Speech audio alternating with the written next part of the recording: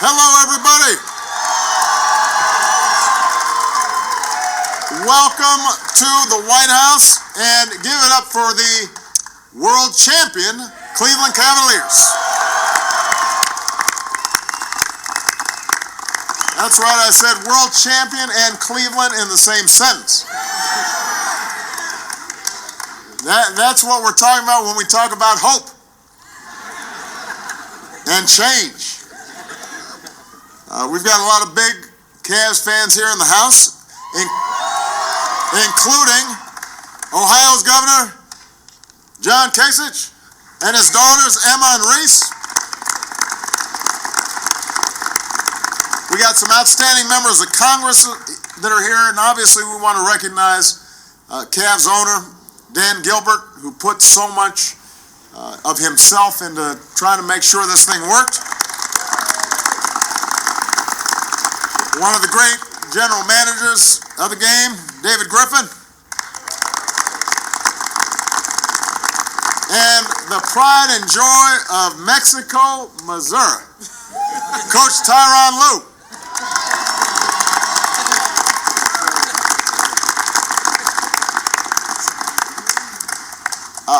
I also, before I go any further, want to give a special thanks to J.R. Smith's shirt for showing up.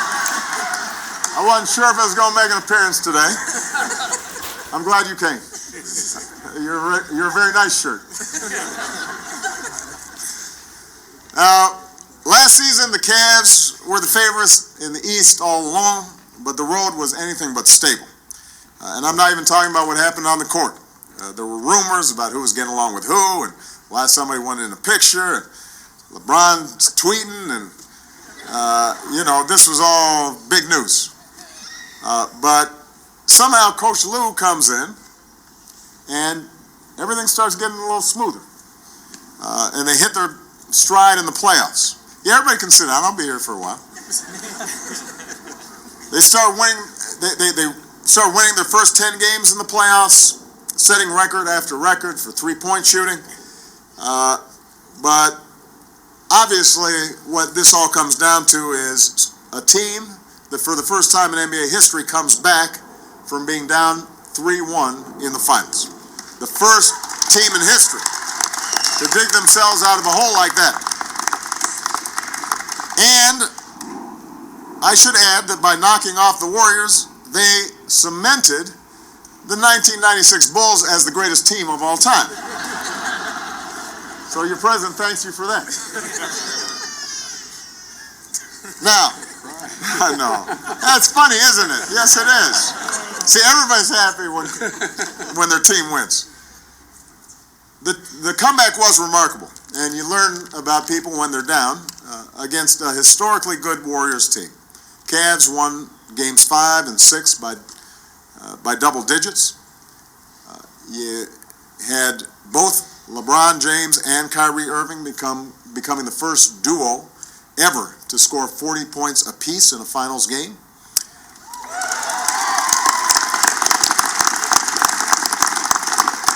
And then, in Game 7, the Cavs fall behind on the road, only to fight back and lock up the title with an unbelievable 2 minutes.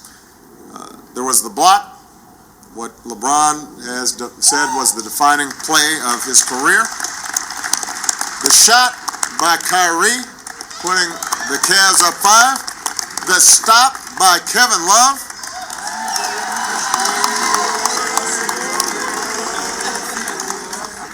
Boy, I mean, Kevin was moving.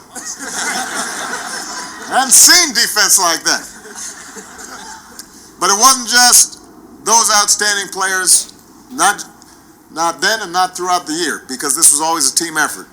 JR always seemed to hit those shots, no, don't shoot that, and then it goes in, and man, that was a great shot. You got Tristan Thompson, who has as great of a motor as anybody, and put in extra work to teach himself how to shoot free throws with the wrong hand. I should have tried that with some bill signings around here. You got Channing Frye, who came in right over the trading deadline and changed the tone of the locker room and his sharp shooting. Richard Jefferson, Dante Jones, providing leadership and giving inspiration to all of us old people that, you can still do something at that age. Iman Shumpert, playing not only great defense and scoring, but also delivered his wife's baby in the bathtub, using a pair of headphones to tie off the umbilical cord. Now that's something right there. That was an all-star move.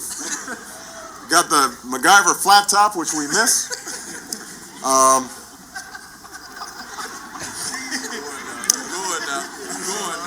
And of course, there's the guy LeBron calls his favorite player of all time, James Jones. The two are a package deal. 6 straight finals appearances. Their names even go together. LeBron James Jones.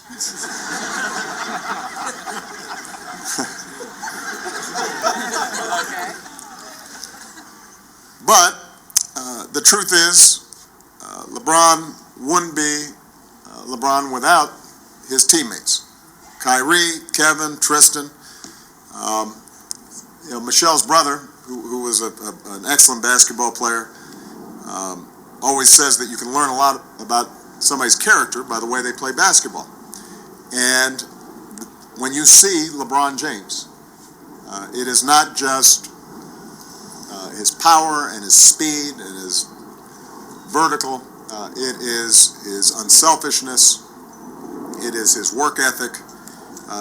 It is his insistence on always making the right play.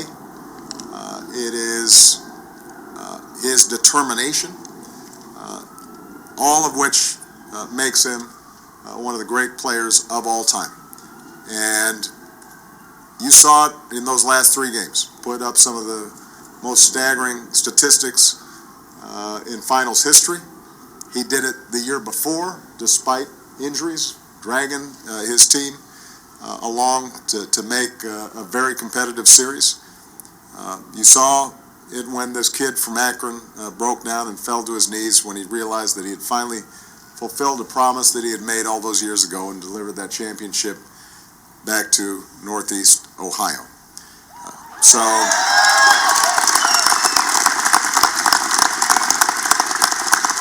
this is a player, and this is a team that knows what this title means to Cleveland. This is a city that's, throughout sports history, been through a lot. The fumble, the drive, Jordan over Elo, a whole lot more.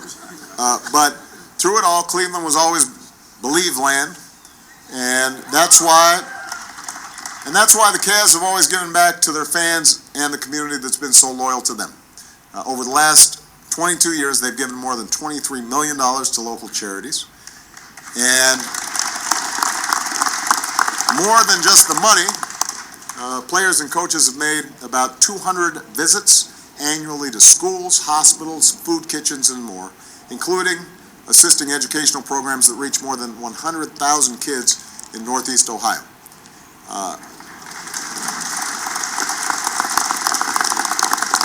And these Cavs exemplify a growing generation of athletes that are using their platforms to speak out. We've seen Kevin on combating campus sexual assault, LeBron on issues like gun violence and working with Michelle to help more kids go to school, go to college. His foundation is doing something incredible, paying college tuition for 1,100 kids from Akron.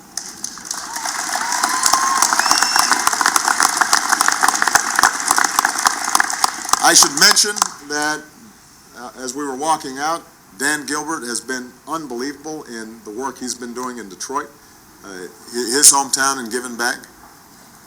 And finally, earlier today, the Cavs met with Attorney General Loretta Lynch and my senior advisor, Valerie Jarrett, to discuss steps they're taking to help build understanding between law enforcement and the Cleveland community. Part of a league-wide effort to build stronger communities all across the country. including holding open conversations so we can begin to bridge divides and diffuse tensions and see each other as one American family. It's really important work. It's just one of a number of recent efforts. We've been proud to partner with the NBA during my time as president, from the league's support of My Brother's Keeper initiative to the mentoring initiatives to Michelle's Let's Move and Joining Forces efforts. The NBA has been a model for positive change, and the fact that it's not just a responsibility of government, it takes all of us, businesses, nonprofits, athletes, role models, working together to achieve the progress that we seek. So I know that Cleveland could not be happier and prouder of having this trophy, but this was already a championship group of guys even before last year, and you should be very proud of them. Give it up for the world champs one last time.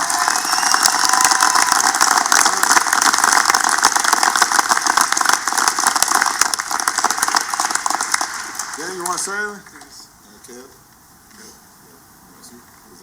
You guys got anything to say?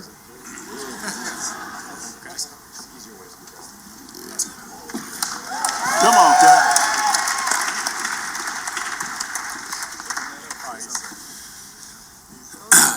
No, I'm not.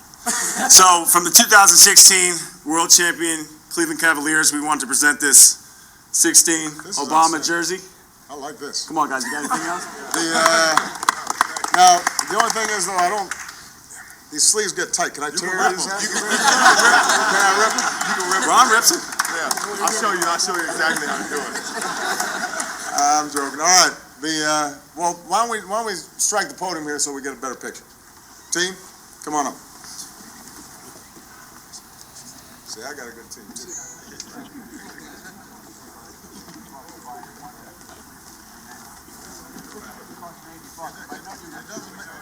There's nothing wrong with having two of them.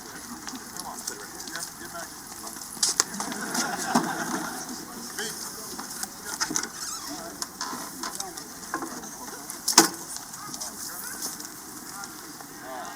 Am I blocking anybody? Can you see everybody? All right.